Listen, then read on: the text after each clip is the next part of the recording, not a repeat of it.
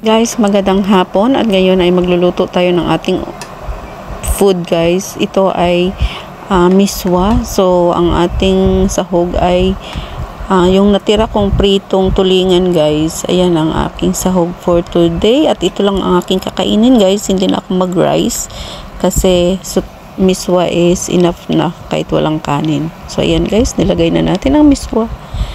Thank you so much for watching guys, at sana'y nagustuhan nyo ang aking pagluluto ngayon ng aking food. Thank you so much for watching. God bless and I love you all. Ingat kayo palagi.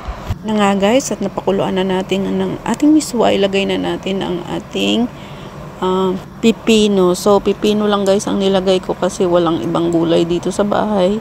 At yan lang ang available dito. So ayan, yummy pa rin guys ang aking food for today.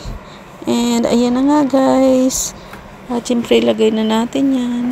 Ayan, kinuhaan ko lang siya ng buto guys kasi ano na siya hindi siya yung bata na malambot yung buto, parang ma-brown na konti, kaya kinuha ko na lang guys yung buto ng pipino. So ayan guys, at yan ay ready na yan guys, kasi yung pipino ay hindi na natin lutuin ng mabuti kasi nga mas masarap pa rin yan pag crunchy pa siya guys. So ayan, luto na yan guys. Na kayo ng inyong mga plato at tayo ay kakain na pagkatapos nito guys.